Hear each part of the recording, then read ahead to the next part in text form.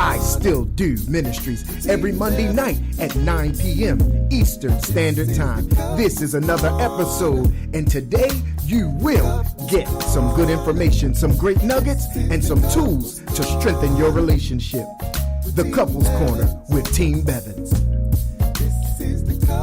All right, party people. How y'all feeling, man? How y'all feeling? You know, it's Monday night. You know, we happy to be here in the Couples Corner. We are Team Bevins. I am Marcus, and this is my wonderful wife, Hurry.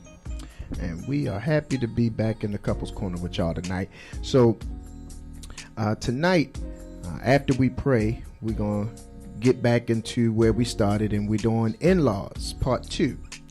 And so we talked about in-laws the last show we did, and so we're going to talk part 2 about those in-laws, because we had some good dialogue. People had some good questions and stuff like that, so we'll be able to address, you know, some other things and add to the conversation. So, you know, again, thank you all for jumping in the Couples Corner, and you can feel free to share this and invite some other couples that you know to the conversation, so that we can actually dig a little deeper and talk about these in-laws, you know, because they're a special breed of people.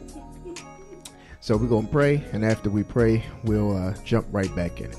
Father, we thank you for another opportunity to get together in the Couples Corner. We thank you, Lord, for everything that you have allowed us to see, everything that you've allowed us to experience within our relationships. And we pray now, God, that you would be able to impart wisdom and knowledge, where we would be able to utilize the things that we have and that we need, so that we can effectively present to you, oh God, a union that is honorable to you. We thank you, Lord, for the wisdom, the insight that we'll get tonight in the Couples Corner, and the things, the tools that we'll be able to use, so that we can have better and stronger and longer lasting relationships.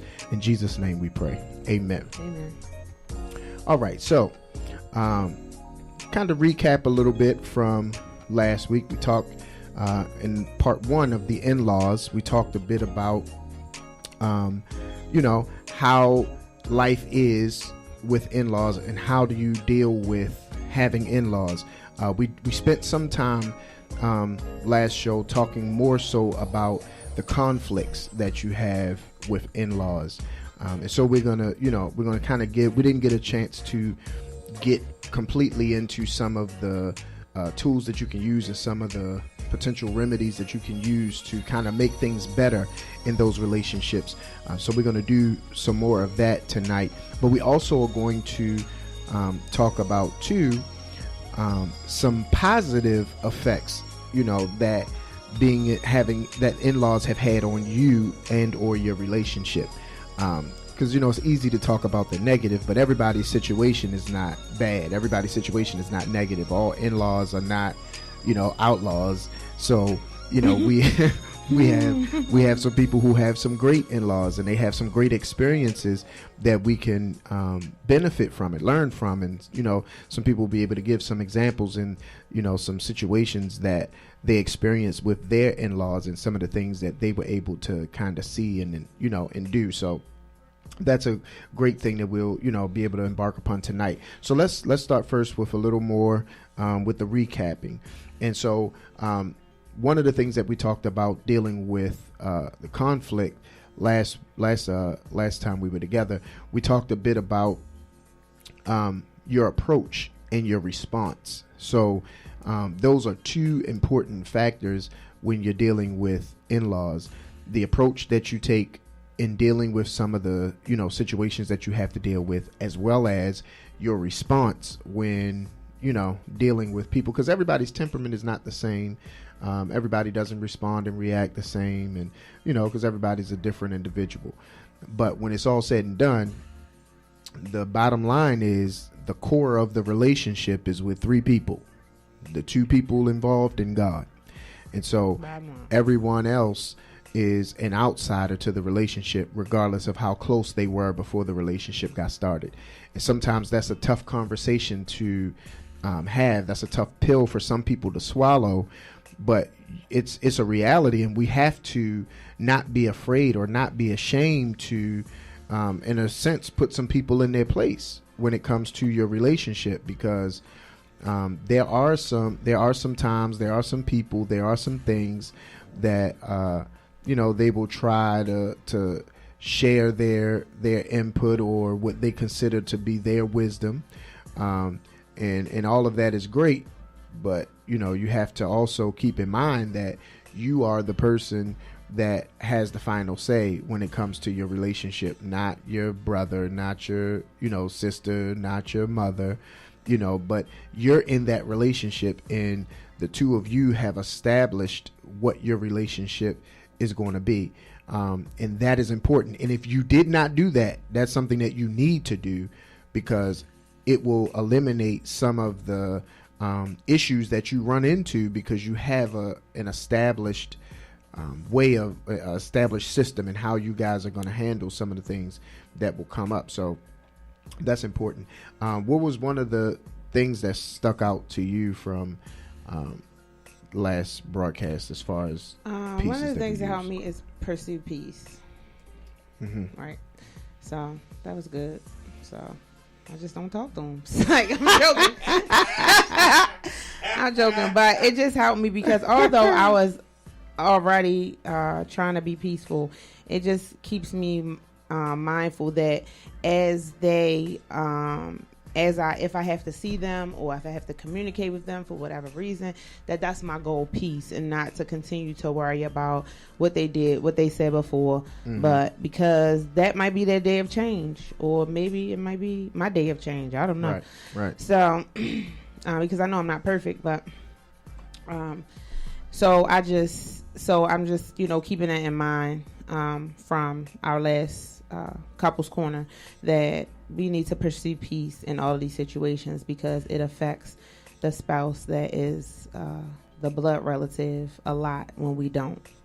And so that's my goal, to pursue peace. And my peace might look a little different, but it's okay.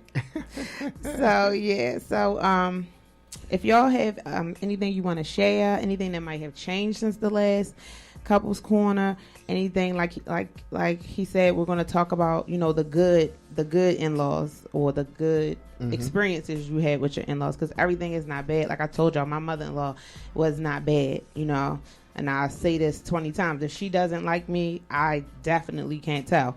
Like she is doing this really well, but she was not bad. She was never bad. My sister-in-laws were not bad. Like, these are people that I thought would be bad, like, oh gosh, she got two sisters, like, oh gosh, here we go. Yeah, like, but they're good, so I meant to tell them to get on tonight too, so they can tell the truth if I'm lying, because I like the truth. See, that's me. I can handle it. I like it. I just want to know so I can know. So, but so it's share your experiences. Some of you all shared the last time, and it helped people. It really did. And people asked us to do part 2. So share your experiences, even if you're still having bad experiences or whatever. Maybe someone who's listening can help. And if you want to call in and you want to ask a question, or you want to just say a comment, you can call 1-855-493-6499, and we will put you on air, and you can be anonymous. Yeah, you can. If you don't want to, and you don't have to get on here and say your husband's name or your wife's name or your mother-in-law or brother-in-law or sister-in-law's name. But so are you going to the good now? Sure. Oh, okay. I just want you to talk about your good experience. Great. Well, I actually have several, so I really could be a while talking about my good experiences. So, generally when you're dealing with, for the men, generally when you're dealing with a young lady that has brothers or brother, that's not always going to be the easiest connection, especially if it's an older brother, and, I'm not a little puny, little small guy. So, I wouldn't be one that someone would try to just approach. It's like to intimidate. But my wife's brother and I, we really kind of connected from the beginning, as well as her father. And her father was kind of known for outing you, You know, I mean, like, you up he'll from the get door. with you. He'll get with you. You know what I'm saying? And so he'd make an example out of you. You know what I mean? But like stuff like that was up my alley. You know what I mean? So being able Tim's uncle. Yeah, being able to crack jokes and, you know, all that kind of stuff. You know, a lot of people were intimidated by him, you know, because of his stature, the way he carried himself. But I was used to that from my family members, you know, so it was kind of like I was at home, you know, and he came, I came right back, and, you know, he appreciated that. But even with our brother, you know, I was expecting him to be overprotective and, you know, all that kind of stuff, which he initially kind of came that way. But, you know, I had answers. So, you know, it's you know, I had answers for him. So, you know, what you want with my sister, I can tell you what I want with your sister. You know what I mean? I can tell you the good, the bad, all of it, because I don't have anything to hide. And at the same time, I'm not worried about you either. You know what I'm saying? So, you know, I wasn't intimidated by you or none of that. So I wasn't going to be talking timid or none of that kind of stuff. But he wasn't trying to intimidate me. He just really wanted to know. And the truth be told, honestly, man, a lot of people don't have answers to those questions when they're asked. You know, what you want with my sister, or what you want with my brother, or what you want with my son or my daughter, and, you know, all that kind of stuff. And that wasn't a difficult question for me.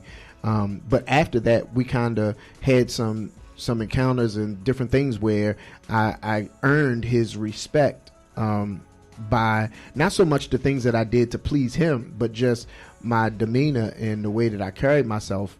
I earned his respect, but at the same time, I quietly demanded it.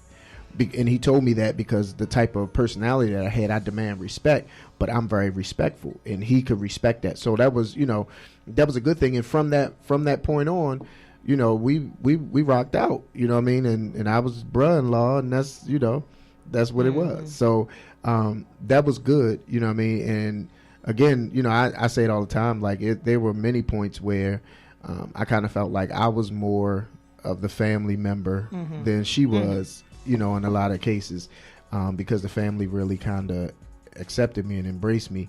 You know, we had a few moments where I wasn't a, you know, favorite person, but outside of that, and that was just because of pregnancy. But outside of that, everything else was pretty good. So I really had a good experience, you know, from her parents to her brother to aunts and uncles and cousins, and so stuff like that. I really didn't have any issues with that. So my experience, you know, on the in-law side was good. See, guys, in-laws are not all bad.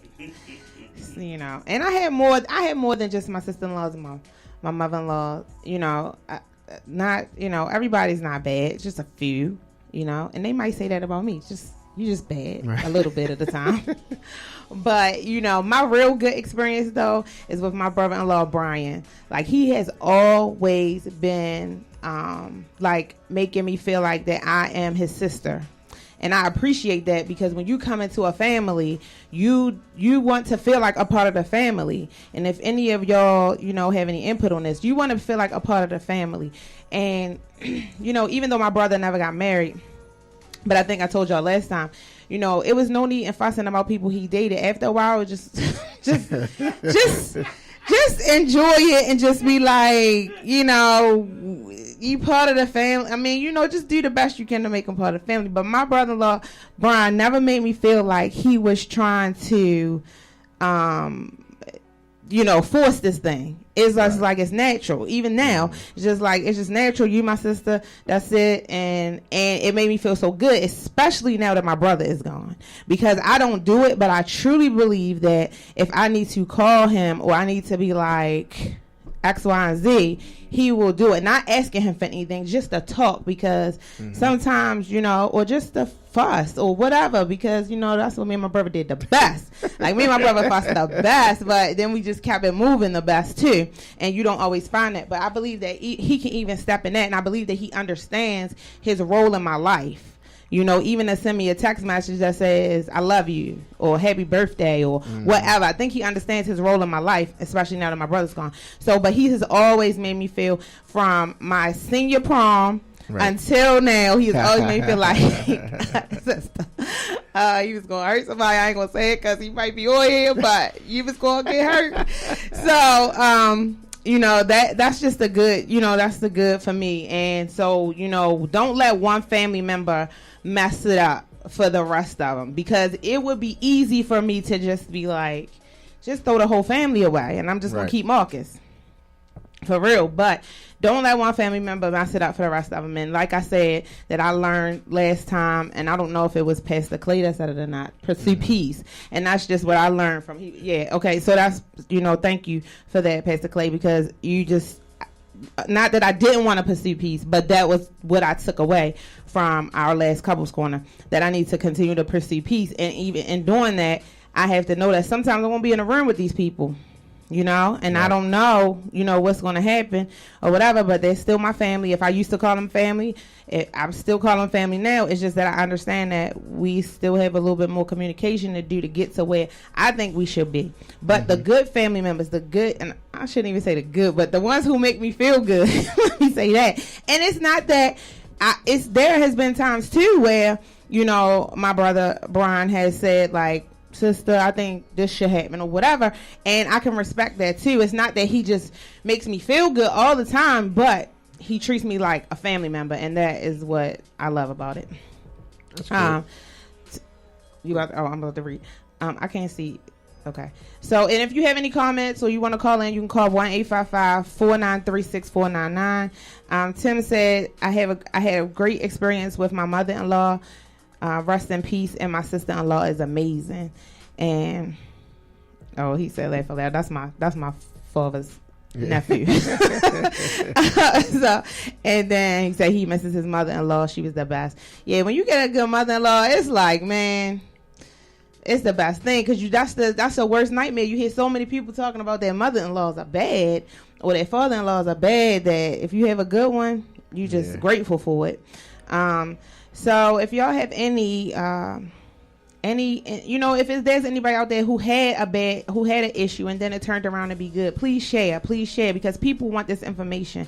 People, you know, are hurting out here because of their situations with their in-laws. Because I know I don't really think, I mean, some days I think about it now, but before I was like really hurting bad. Now I'm just kind of like, this is the way it's going to be until it changes.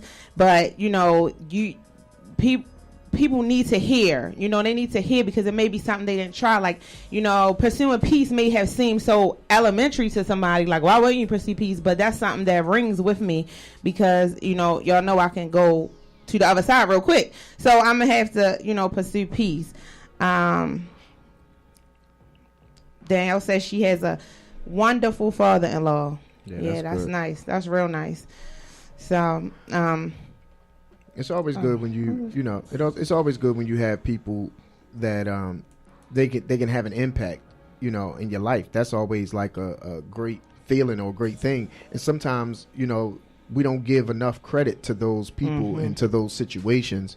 And it's simply because most times we generally hear about horror stories when we talk about in-laws. And I always think that it's a beautiful thing when the relationship grows to the point that people don't use in-law. Yes. You know, it just grows because it's family, you know. Right. Nice. I think the in-law is the starting, I think that it's the starting place. And in that process of starting, you know, it doesn't have to stay there, but that's just kind of like, in most cases people are saying it just to say, this is how it got started. You know, they're here because of that or whatever. But, you know, those are some key pieces that, you know, will let you know that your relationship is headed in the right direction with those other members, because when it's all said and done, you want to have a healthy relationship, not just with your mate or with your spouse, but you want to have it with the people that, you know, that you love as well. You know what I mean? Because they are part of your loved one's life.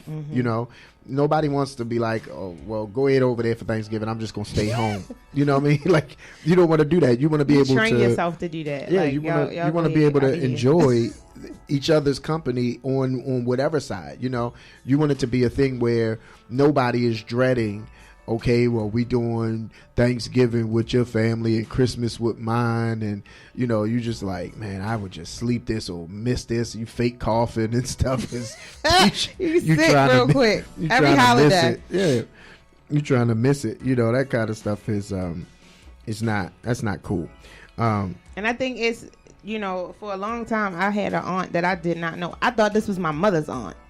Right. Aunt Friends. I thought this was my mother's aunt, but it was actually my father's aunt. But it was we were all so close. I did not know. I just thought I just assumed that it was my mother's aunt because they always did stuff. And one day, I don't know, we were talking and she was like, yeah. My father was like, yeah, that's my aunt, great aunt, whatever. Yeah. And so I'm like, whoa, I didn't even know that. So that's how I want family to be. Like, I'm a big family person. That's how I want family to be. That's how I tell my children that no matter what, no matter who is married, you having kids, you working out of state, out the country, you need to take time at least once, if not twice a year, to be all together with your whole family. Right. Because we just got to cherish these times, They're priceless moments. If people don't want to, if some people in the family don't want to, oh well, but we cannot, because we always, like Marcus said, we always dwell on the person or the family member that gives us the hard time. But there are so many other family members, I hope for y'all, there are so many other family members that are treating you like family, or that we're not giving that time to because we're so focused on the one who doesn't like us, or who thinks that we weren't good enough, for whoever, whatever the relationship is with that family member. And sometimes we won't change that, and I'm here to tell y'all that I'm okay with that. I'm okay with that. If it doesn't ever change, I'm okay with it, as long as I'm not bitter, as long as I'm not holding anything. So we just need to focus on the good things that are happening, and stop focusing on the dramatic and the negative. Right. Now, one of the things that I would like to add, to that we need to try to do is to make sure that we are not competing with other family members. I'm in a relationship. I'm in a relationship with my wife. I don't need to be competing with her cousins. I don't need to be competing, with her aunts, or trying to win her time or attention or affection. There shouldn't be a competition. You know what I mean? And I should not have that type of mentality coming into the scenario, because if I'm coming in with a competitive mindset, with a competitive spirit, then I'm going to breed competition. And then we're going to be trying to win instead of working together.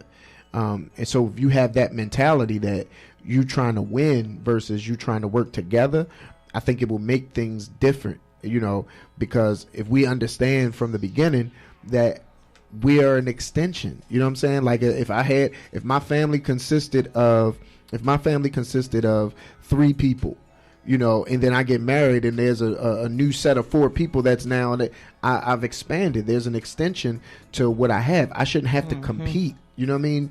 Because there are more people involved, or because to you there are more people involved. It shouldn't become competition. So if we eliminate trying to compete with other family members and understand our role, understand, our worth, our position, and we shouldn't be fighting for position, because it doesn't matter how many family members my wife has. Nobody else can be her husband. It doesn't matter how many family members I have. Nobody else can be my wife. So, I think that when we can get some sense of comfort in who we are and what position we have and that we play, I think that we would change the dynamic of how this thing would pan out if we really kind of did that a little differently. So that's definitely one of the things that I would say. And another one would be, another tool that you could use is to be proactive. If you're only reactive, then I think that you do a disservice to the potential of the relationship,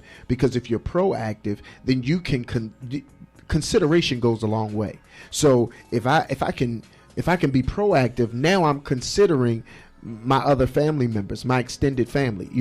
If someone else can be proactive, then that consideration can step into play. And we really don't understand how significant consideration is, how it makes people feel, and how it can change an atmosphere, how it can change a person's thought process or temperament toward you, because you were proactive and you showed some concern, you showed some care, some inclusion.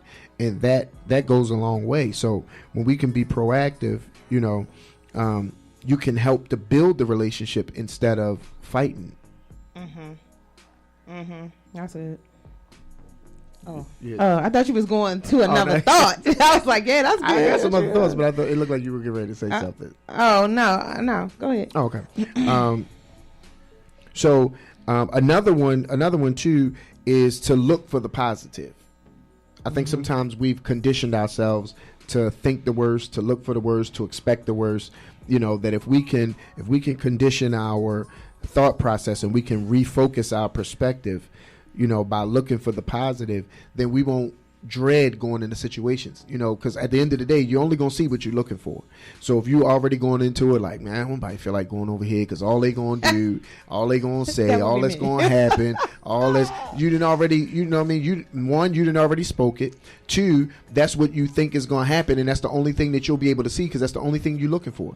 It could be several other things that happen, but you wouldn't see it, you wouldn't acknowledge it, you would miss it completely because you came into the equation looking for the small portion that you figured was going to be there. So, you know, if you could refocus and change that perspective, then, you know, you would be able to see the positive. And I think that would change the dynamic of some of the relationships that we have with those people that we end up connecting to by marriage. Because, you know, like, if you looking for your keys, it's going to be a ton of other things that you see that you won't see because you're only looking for your keys. So I know I left my keys in this room. You throwing stuff around. It was an earring you was looking for the last 2 weeks. You didn't bypass that, but you never saw it because you were only looking for keys. So when we're only looking for the negative, when we're only thinking the worst, it doesn't matter how much good is present. We won't see it because we've already conditioned our mind and conditioned our eyes to only see what we're looking for. And then we'll walk away with the same feeling, the same outcome when there were so many other options and so many other things that happened that were there, that were present, that we missed because we were tunnel viewed in our approach. You know, we were thinking the worst, we were thinking negativity. We didn't come to it with a clean slate, with an open mind and being proactive, you know, and changing our perspective. That gives us a lot, you know, that we can have as far as outcome. And I think if we do that, it would make things a lot better. And I also think that, I do this now, but in the beginning, I'm not sure that I did. But I think that we can look at ourselves too. Like, you know, we have so much to say about the other or about the person, you know, that we're in disagreement with. But I think we need to also look at ourselves and see, do we have any place? Now, some people don't. You just don't. No, family members just don't like you because they just don't think you're good enough. They think that their daughter should have been with a doctor and you work for sanitation. I don't know, which are very important people because if we did not have them, the streets would be a mess. But, you know, some people don't look at it that way. So if you just look at yourself and just say, you know, what part have I played in this? What part have I played in us always arguing or, you know, them not, you know, feeling this way about me or whatever, you know, you may find some things, you may not, but at least give it a thought, you know, take a look at yourself and say, how can I fix this? And some, you know, we may try several ways, different ways and continue to try, but at least you're trying and you're not just giving up on somebody that your spouse loves. Yeah, that's good. Another thing that we don't do well, it's kind of sad, but another thing that we don't do well is accept reality. We don't accept reality, and because we don't accept reality, we don't always accept people for who they are. And because we won't accept them for who they are, we have expectations, you know, for people that can't deliver. And we keep setting ourselves up to be disappointed because I have an expectation that you just cannot deliver. And I'm forcing you to fail, but I'm making myself frustrated, angry, and it's because my expectation level for you is too high.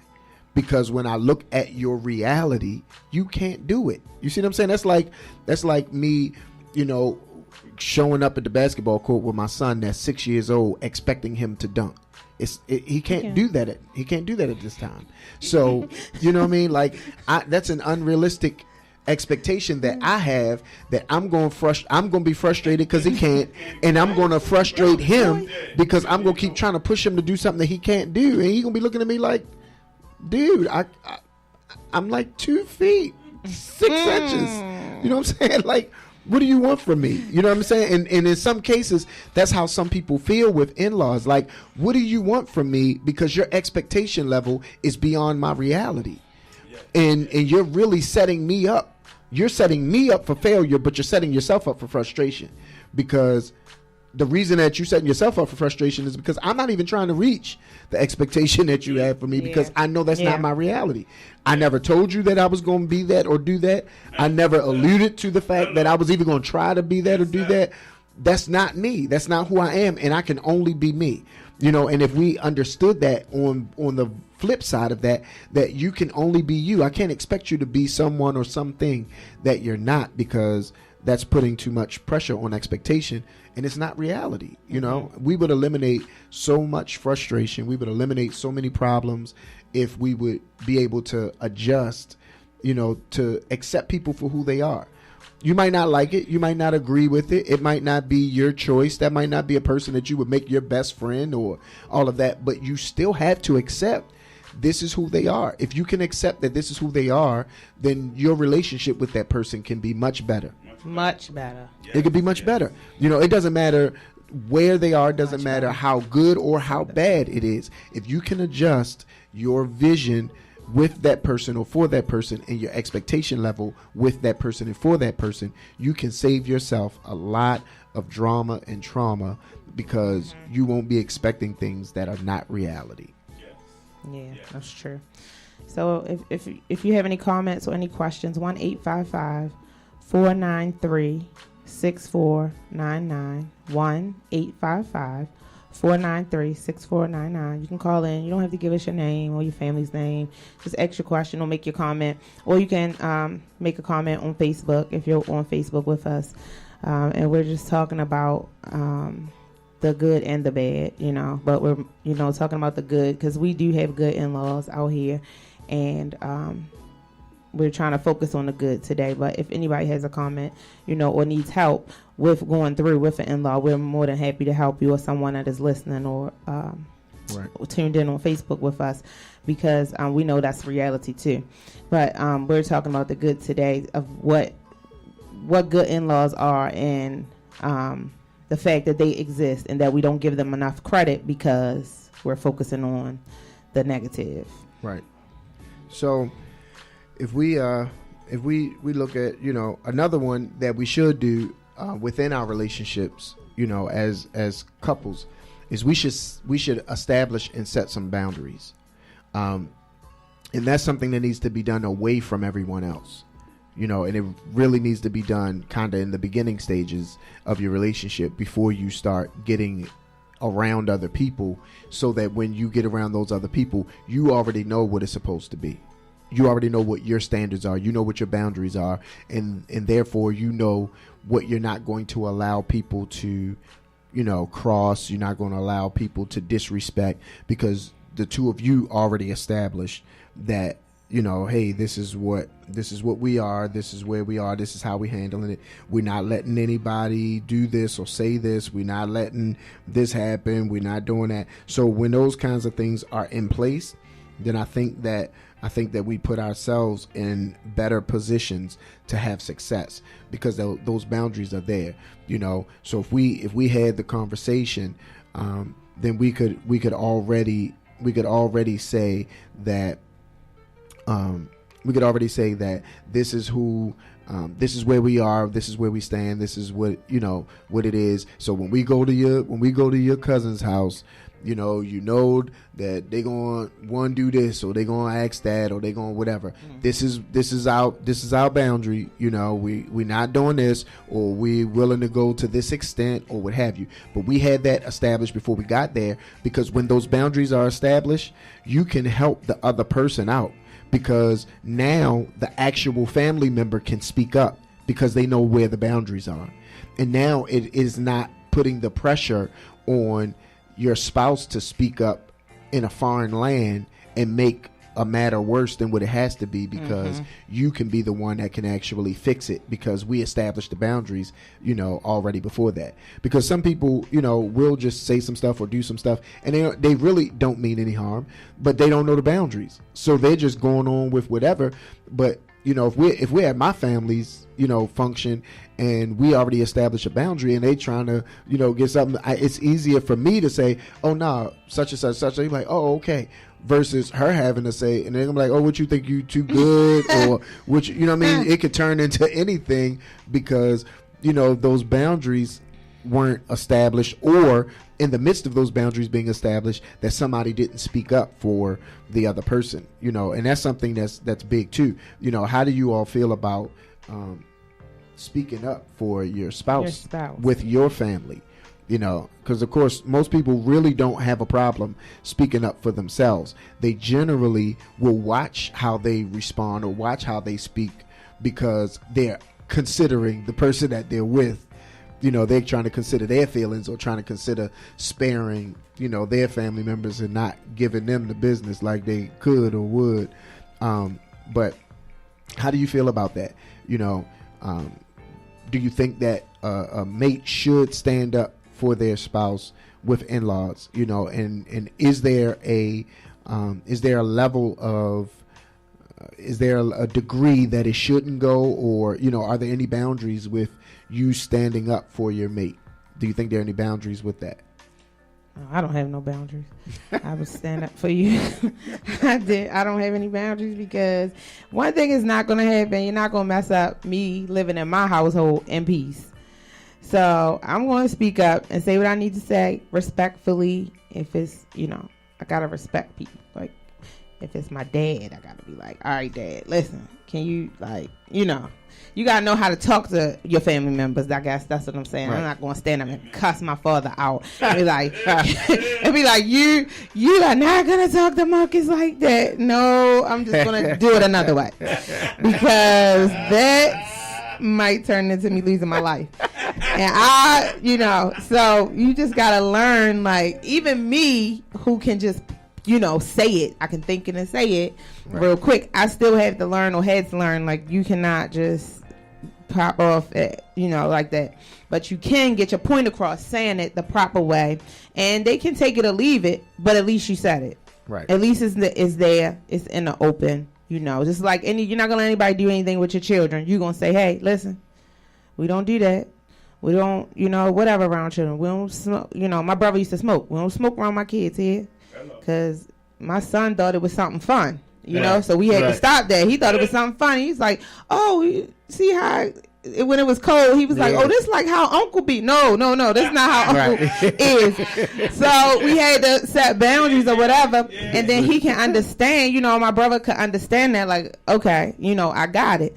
So he got it. You didn't smoke around him. You didn't smoke in my car. You didn't, and he might be a bunch of nerves while he was with us, but it was okay, So, but he respected that, and so just some boundaries, I would not be afraid to say or to set, because that was my child. So you have to do the same thing with your spouse, that you won't be afraid to say, hey, we don't do this, or, right. We're not going to do, we're not going to say that, or no, she doesn't feel comfortable with that, so we're going to, do something else. I'm going to take her home, or whatever, Right. Yeah. Go ahead. Oh, yeah, that's there's some pretty important, factors, because, like, sometimes if you aren't careful with how you respond, if you aren't careful with the way that you present it, one, I think that it helps everyone involved to understand that there's a united front here. And when they know that there's a united front, they can't try to slide in and do nothing slick, bring any division or any of that, because they already recognize, oh, this is a united front. This is they together, together. They ain't just, they ain't just messing around, but this is something, so you can't just say any old thing. You can't just do any old thing, because that's not going to work. And as long as, we establish those boundaries and we get how everything is and the way that everything is supposed to go. I think that it helps the situation. It helps the relationship. It helps everyone, to be able to grow from that, knowing that there's a united front. There's some boundaries, they in this together, and then at the end of the day, it's the thing still remains the same. People will respect what you respect. And Sure. if you don't respect your relationship enough to set some things in order that are out of order, they'll never respect it. Because I don't know about y'all, but back in the day, it's kind of like you could say something. If I like take one of Cherie's friends or something. If one of her friends, I ain't like one of her friends or something like that or anything, they don't get to say nothing to me because I don't bang with you like that. But if she said something, it'd be different. But as long as she ain't saying nothing and she ain't checking me, then I ain't wrong in my eyes. You see what I'm saying? And that's the way that a lot of people will see it. If your mate and your family member are getting into it or on the verge of getting into it and you not saying anything to that other party, it's sending a message that this is okay. You haven't gone too far yet. And so once you get involved and you kind of fix things, then they kind of know like, oh, all right, well, you can't go too far, or well, we can't go nowhere. You know what I mean? But it all depends on where it gets checked. So once it gets checked, then they can kind of deal with it from that perspective there. So you just got to be on the same page. Everybody got to be together on it, and everybody got to function the way that it's supposed to function, and then things will be in a better place. So another big key that in today's society is a little challenging is we need to be mature and not petty. It's so easy today for people to be petty, to be spiteful or to be vindictive. Mm-hmm. You don't have to do all of that. Like, be mature. If you know that there's a little tension, don't be agitating it by knowing the person don't really like you all that great and you want to go sit right next to them just because it don't bother you, but it bother them. You like, watch it, I'm going to sit over there with them. You know what I mean? Just like, come on, don't be petty. Be mature. You know what I'm saying? Like, again, we want to pursue peace. We want to try to have these things working and active and that everybody is enjoying themselves. You know what I'm saying? Like, because when it's all said and done, of course, your vow said, till death do us part. So if we're not going anywhere, we want to make the best of this situation, because your spouse ain't going nowhere and neither is their family until somebody dies. That's just the bottom line. So right. How do you plan to live the rest of your life knowing that these people are a part of the rest of your life? And that goes, this is not just for us as spouses, but this is also for us as family members that have a lot to say about other family members' relationships. Yeah. It's fine. Listen, everybody has an opinion. Everybody is entitled the way they feel. You might not think that person is a good person for your cousin or for your sister or for your brother, but that's your opinion, and it don't mean that you're not right, but they made a choice. And so at some point, you have to respect that choice, even if it means respecting it to the point that you allow them to learn the lesson they need to learn. Because although you know that you're right in what you feel, you can't make anybody do anything. Yeah. You can't make them. So, we got to learn how to agree to disagree and to love people through it. We struggle with that. Yeah. Yeah, and I know that some people, their choice to get through this is the spouse is like, well, we just won't go there, right? Or we just won't deal with them at all. And for a moment, that may work, but at some time, you're going to have to deal with them. Yeah, and you need to be prepared for that, Right. So, and you need to be prepared before that moment gets there, because you might not actually do it if you just talk about it right then. So you need to be prepared for that. But I often wonder, like, all the other, because I have more good stories, y'all. I have more good in-laws. I have uncles, aunts. So sometimes I sit and I'm like, what does Uncle Anthony see in me and like me and love me like his niece that this person can't see? And what have I done differently? I'm the same around. Would you agree? Mhm. I'm pretty much the same around everybody. I'm not giving my representative anymore.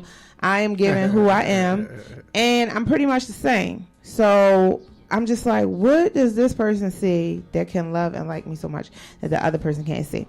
But, that's my question. I know y'all can't answer that question for me, but maybe you can. If you can, please type in Facebook, call 1-855-493-6499 because I need to understand it. But and I also understand that in life, everybody is not going to love you or make you a family member. That would be a perfect world. And maybe this is my test and my thorn that God wants me to conquer, And so because I'm always talking about I'm more than a conqueror, I know that I will get through this and I will conquer it. I just need to I just have questions sometimes, as do you all, I'm sure. But dang, I lost my thought. Go ahead. Just lost my thought. Let me help her find it.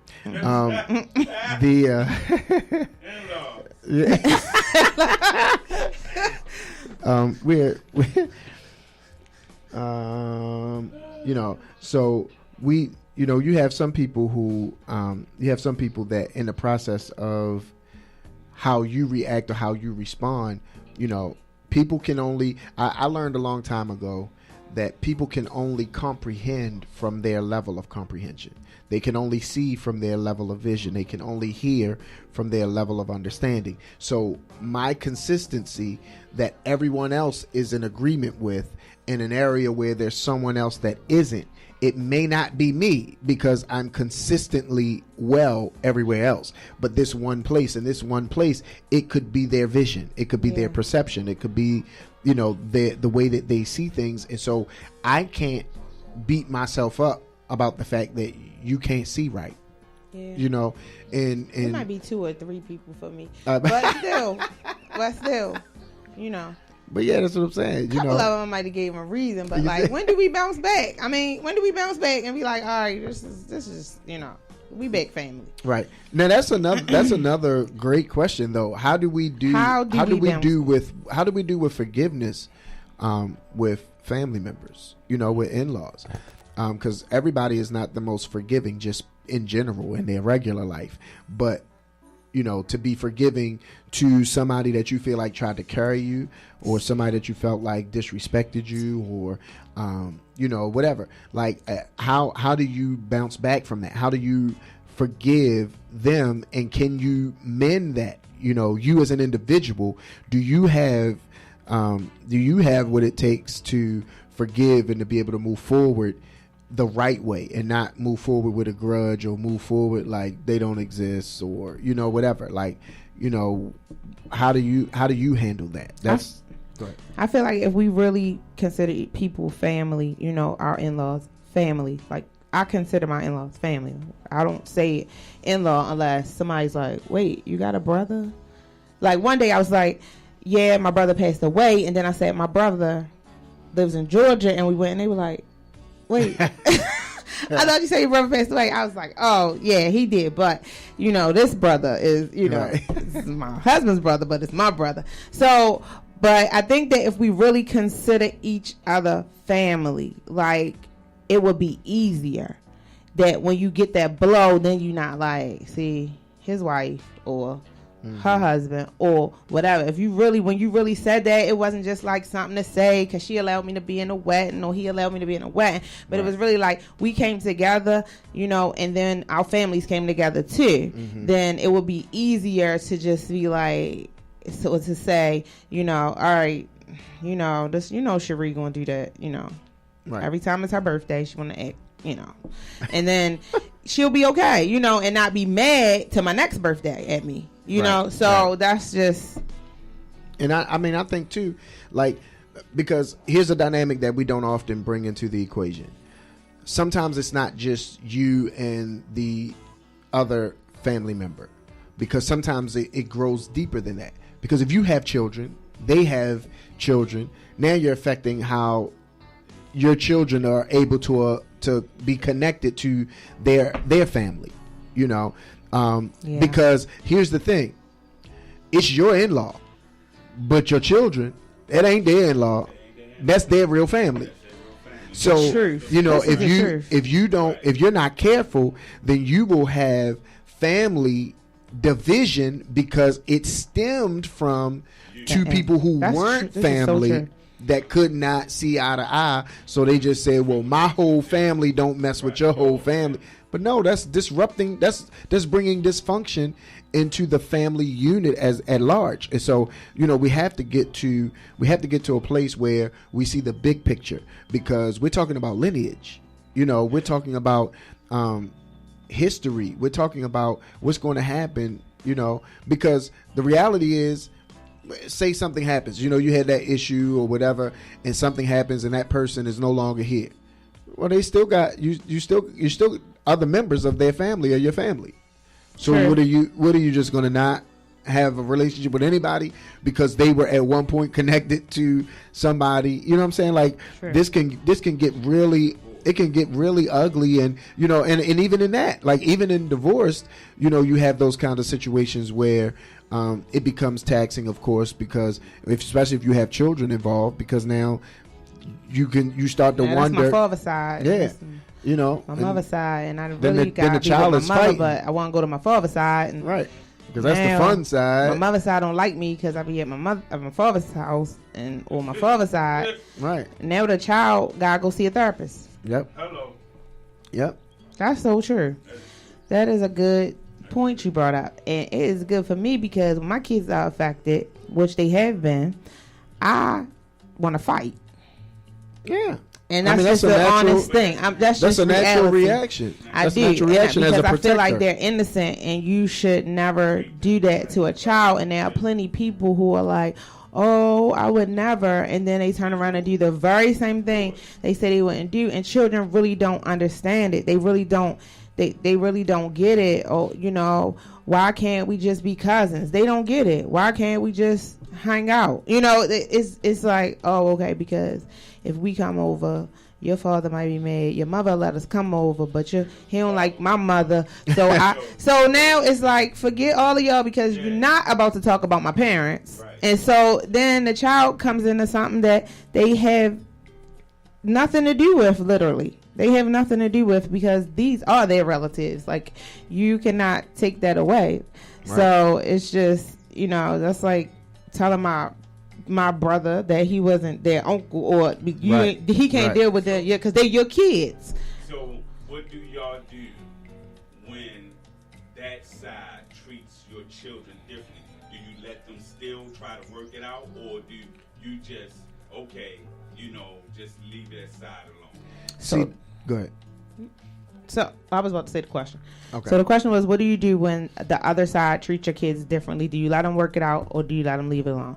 Well, I'm going to tell you from personal experience that I let them do whatever they like to do. If this your cousin, if that's your aunt, that's your uncle. But at a certain point, I had to stop them because they were getting hurt. And they don't understand why these people not talking to me when I didn't do anything to them. So, okay, we know my mother gets rowdy. We know my father's going to just sit down and have a real talk with you and tell you some real good things. But what did we do to you? Yeah. And then, but for us, our kids are so many different ages that, you know, they can do what they want. My oldest daughter, our oldest daughter, she can do what she want.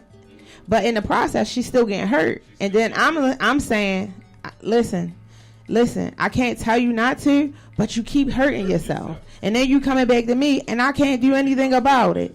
Right. And they don't even see the hurt that they're bringing to these children. Mm-hmm. And it's sad because, you know, I could lay somebody out. I could be so mad or whatever. But if my kids love you, they love you. Right. And so I never, Marcus has never, I have never stopped our children from anything. But it got to a point where we had to say, just relax. Just wait on them to talk to you because it's painful, you know. Mm-hmm. And then the other side of that too is you have to make sure that, you know, like you said, that how do you deal with it when that child is being affected? You know, the key is that the child is being affected and that it's not the parent being affected and removing the child because the parent is affected. Yes. You know what I'm saying? So that plays a part that plays a part in it too, because at the end of the day, if something goes down and, as adults, you say, you know what, well, I ain't got to deal with that. That's fine that you say you ain't got to deal with it. But if you cut your seed off from dealing with their family because you're trying to be preventative, but the issue was never with your child. Yes. The issue was with you as an adult. You see what I'm saying? They love your child. They treat your child fine. They do all of that. That's not something that you have to remove your child from, because they're doing no harm. They're doing no ill, nothing towards your child. The problem is two stubborn adults can't see eye to eye. It's different when what a person is doing is wrong and it's negatively affecting the child. That's different, because then you have to protect that. Yeah, you have to protect that child. But as adults, we have to make sure that we are not being too quick in making that decision for the children or for the child, when in essence that's really my emotions. That's really my issue. Yes. Do you let the child make the decision because children can feel hurt. Right. I've been in that situation. Yeah. Because if one side, then I decided Right. that, you know what, I'm not going to deal with that side, because every time I go over there, there's a problem. So let me remove myself Right. and stay with this side of the family, because I know they're going to nurture me. They're Right. going to give me love and all that. So let me leave that alone. That happens. You know what I mean? That happens. The key is knowing that you do it as Right. a child. The child decides. Right. Because it depends on the stage of the child. Because children love innocently. They love innocently. They forgive quickly. They forgive wholeheartedly. So unless the child is actually damaged by something, even if their feelings get hurt, in the next couple minutes, they back in it the way it was. So unless they are damaged, then they're fine with going back to the way it was, as long as the person that brought the ill will around is not stuck in that place and it was just a situation. You know what I mean? Some stuff is situational, but some stuff is just straight up character. And that's different. You know, it could be a situation where, you know, if your standard is, I don't want my child drinking, or I don't want my child around alcohol. That person might not have been drinking, but one of their friends might have came over and had a drink. And then you're addressing the fact that, hey, I made it clear I really don't want, and they like, oh, all right, that's a situation. I wasn't sitting there getting tore up. And it was just me and your child, and I'm watching your child. So that's a situation. It's different when that type of scenario happens versus that individual being the one that applies the damage. You know what I mean? And they're not going to change. You see what I'm saying? Yes, if you don't want that child around alcohol, and I'm just a straight up alcoholic, that's not changing. No. You see what I'm saying? So now that's different. You have to make a decision on what's best for, best for that child. But if it's situational, then you got to deal with it from the place of being a situation. So, but we definitely, have a lot that we can really grow from in these types of relationships if we don't get stuck. And that is the real key. If we don't get stuck, we can really pull it together and make some things, happen. So do you have some final thoughts that you could share before we get out of here? Just pursue peace and think about that's the key. Pursue peace and think about, because I really want you to stop fist fighting with your family and stuff like that, because you're hurting, you're doing more damage than anything. And also to think of who you're hurting. Think of who you're hurting. You could be the one who doesn't like someone in your family, or you could be the one who's not liked. But think of when you respond, when you're reacting and not being proactive, who are you hurting? Are these kids hurting? Because that's a good point. Are kids that are attached hurting?